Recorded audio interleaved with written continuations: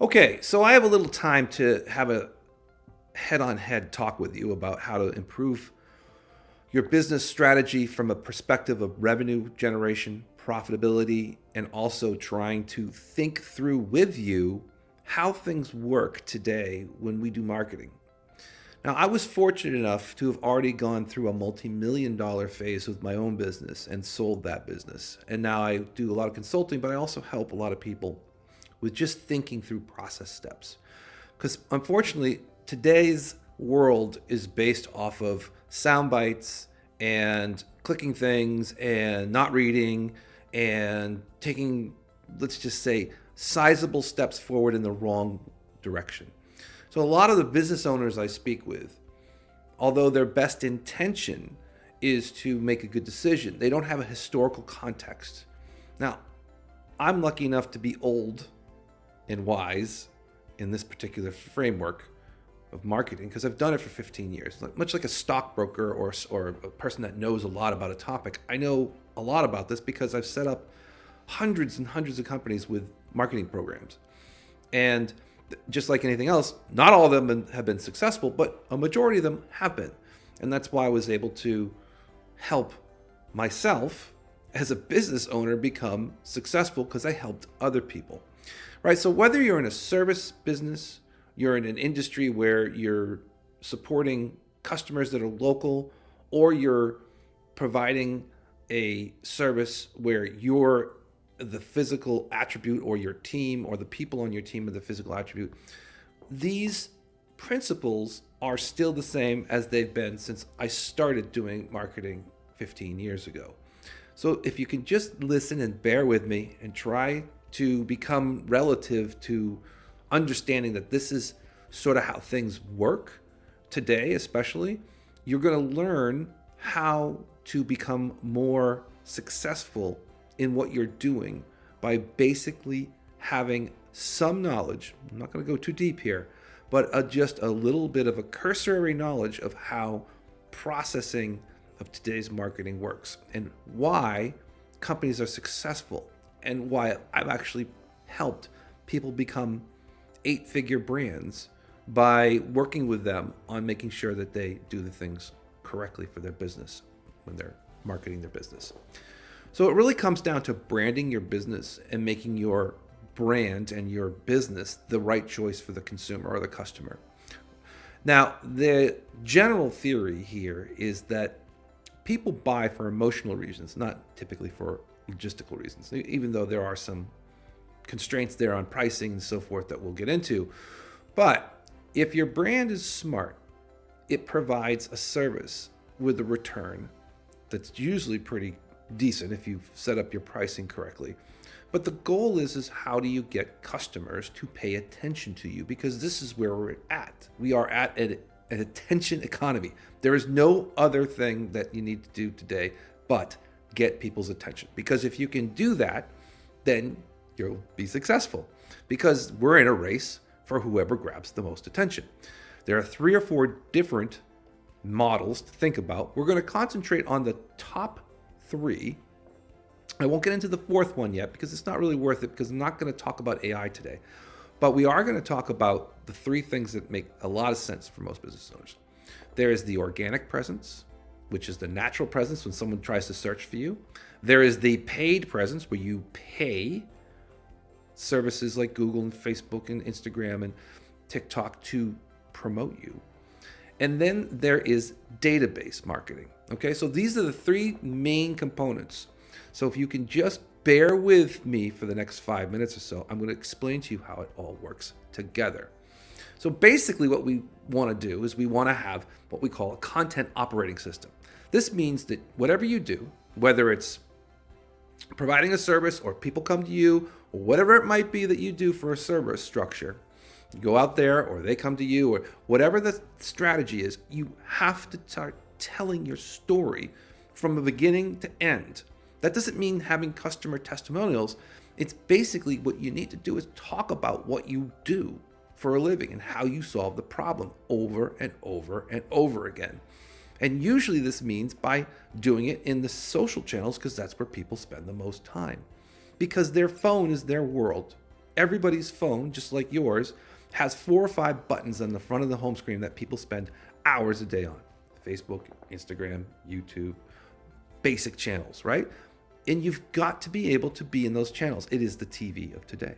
This is where your attention starts. So you've got to start to post videos, especially content, to help people find you. It's very simple, but yet very few people do it. I've been in this business for 15 years, and everybody I talk to says they're going to do it, and they never do. Very rarely do I find someone who says, oh, I'm posting every single day all the stuff that we do in our business. None of them do. In fact, we have to literally force them to do it. It's a sad state of affairs, but that's really the way that the first thing that needs to happen is to make sure that you tell your story every single day, if possible, that you're putting out content just like anybody else. The only way for people to understand who you are and trust you is to see you over and over again. If you are a trusted resource by people who see you explaining and solutions and things that you're doing and how it works every single day, and that you're able to do this, it becomes something that people are getting familiar with. We know this is true because I've been doing it for years, and I notice the people who have more content about what they do better than the ones that don't have any content. And many times that we find most people are doing content, but they're not even doing it correctly. They're trying to self-aggrandize their business, which people don't care about. I don't care that you say you're the best. I don't care that you say that you do X, Y, and Z. Show me what you're doing. Show me so that I understand and I can see it physically. It's very much simple as just going through your day, getting your things done, helping people, showing what you're doing, and doing that, and then taking that and putting that content in all these different social channels. Now, mechanically, we do a lot of this stuff for our customers. They send videos and whatnot to us, and we cut them up and put them in all these social channels so that they get distributed properly. But that's a piece of the puzzle. As I said, there's 2 other pieces here. So making sure that your content is out there and making sure that you're providing people with a window to your world. The second thing is ads. Now, the problem that most people come to the conclusion is that even if you have good content, even if you want to do content for helping explain what you do, people who are watching this is really limited to the only audience that these, let's call them carriers, will allow from an organic standpoint, from a natural standpoint. So even if you put out the content, that doesn't mean that people will see it. So we now need to take that content, pieces of that content, the ones that we find resonance with or that we know work because it's specific to a program that we're going to talk about in a second. But that content now needs to be boosted into these networks. Right? You can pay Facebook and Instagram and YouTube and TikTok, all in Google, you can pay to have these pieces of content be produced into the distribution network where you locally do your business, or regionally where you do your business, or if they come to see you, to try and get them to come to your location. So the goal is by balancing out this strategy, you actually have now 2 things working for you. You've got trust because people are seeing you over and over again, and you're bouncing this content into a distributed network, which you pay for a region that you want to give your content to, so that it's just an exponential way of taking your content and getting it to the right people. So it's a process of visibility. Again, attention is the key here. So doing content and then boosting and pushing that content into these people's phones where they will see it. And then within the framework of this, you have to be very careful, because what you want to do is you want to present people inevitably with an offer. Something has to make sense for the person to click a button to maybe take a next step, right? So the strategy is always going to be pretty simple, which is that it has to be based off of a very easy to understand offer. And this doesn't necessarily always have to be a percentage off, a discount, or a relative, let's just say, dollar amount that you're trying to offer as a strategy for savings. It can be a myriad of different things.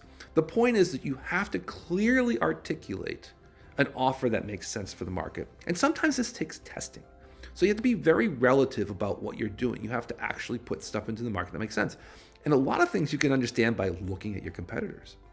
A lot of these ads that are being run have been tested because people like me are actually out there testing advertising and see if it works. And we'll keep the best offer that works in the market. So if we go across multiple ad sets and we start to see a coincidence of things starting to be, oh, well, that seems to be a pretty popular offer, we know that that offer is probably working because people are using it. So now you've got two things that are in corresponding strategies. You've got your content getting trust. You've got a region that you're now marketing to on these social platforms. And now you're actually working with an offer that gets someone to click a button to have an appointment with you, make a phone call. Call to action could be multiple things, but in general, we want to make sure that we're collecting data, meaning that we want to either get a phone call, we got an email, or a phone number. And this brings us to the third and probably the most important thing, and that's to build a database, and that's to build an equity into your business. If you can get people to agree to, let's say, have a conversation or a consultation, or even if you're giving them an offer of something like a giveaway, like a free guidebook or something that would help them make a decision, or that would become a potential opportunity for you down the road just to work with this customer. The point is you're building equity into your business by building a database. So every time someone enters their phone number or email or information about them, you have to include this into a database. Now, this database is the main concept of building a business operating system. So now we're talking about the three main rotations here, which is content that shows what you do, getting your business in front of the right people in your regional area by paying for advertising and showing what you're doing and giving them an offer. And then as those people come through as potential prospects, is building a database. Now, the most important thing about building this database is that not all people buy at once. They might buy 1 to 3% of the time that you give them an offer, which is the average. So if someone's ready in the market to make a purchasing decision, that would be the obvious 1 to 3% that would go right into a sale. But most people, the other 97%, are in some decision-making criteria. They're not ready yet. So now you take their email, their phone, or we'll just call it their data, right? And we're going to massage that data. We're going to continue to tell the story through these channels, whether we're doing it through an email that tells the story out to that client a couple days later, or an SMS message that says, hey, by the way, we have another offer that you could put into play if you want to work with us. So it's continuing to market to those people over time. And that becomes your database. It's the gold of any business. The people who work for getting their gold built into their business, the bigger the database, the more opportunity you have to have customers who will not only work with you from a long-term perspective because you're remarketing to them, right? Which is that you're continuing to message them and continue to tell them that you're a trusted provider. But the more that you get your database built out into a sizable piece of what you're trying to do to create wealth for your business, the larger the equity of your business is, because you're building a database that is literally like building a gold mine for your business, because you're building a list of potential customers and potential revenue that's there that will buy at some point down the line. Might not be today, it might not be next month, it might not be next year, it might be 3 years from now. But that is the equity of a business, is the customer list. So you have to think through the process of what you're building, not just short term, but long term asset building. As you build these three different major pillars we just talked about, we also want to make sure that they're all interconnected, meaning that you have a system. We call it a customer relationship management tool. also known as CRM. I don't like to use that word because I don't think it's clear what people understand what that means, because it doesn't mean anything to you if it doesn't connect the dots. But really what it means, it's a business operating system. It connects your customers to your product. It connects your product to your offers. It connects offers to your content. It basically is the automation and sequencing of having a business run itself. So if you can basically walk away and people are getting aware of your product, they might have a problem, they might not know you have a solution, but they get an email or an SMS that says, hey, guess what? We have an offer. We have a solution. Didn't think you might need it this second, but I thought we would send you an email to let you know we're still here when you're ready. Now, that whole system running in the background is a business process, and business processes are the most important thing to build. Now, I didn't mention this, but we're now using AI to actually do a lot of interfacing between these systems. And I don't want to bring it up as a scary topic, but it is going to become something that every business owner is going to be using, especially as it becomes omnipotent to your business and your product and your service, so that it can reach out and do some of this work for you. But right now, I want you to think about these three things that I talked about: content and consistency into the market, because attraction is really what you want. The game is attention. There is no other game. That is what we are doing. Everybody has a phone. Everybody spends hours a day on their phone. If you are not there, you are not there. Number two, you have to have an important ad strategy that covers your territory, because the only way that you can pay to play in this market is to have ad strategy built alongside with your content. So you're becoming visible to the people who wouldn't necessarily see you, because you're not going to make any progress if you just post. You need to use advertising, because that's the way the market works. That's why Amazon and Google and Meta and all the rest of these companies are trillion-dollar companies, is because they have the gatekeeping keys to your customer deck. And then three, we run a database to manage all this, and we help you build equity into your business by building your customer lists and by being a smart person to remarket to these people on a timely basis over the course of the history of that potential client.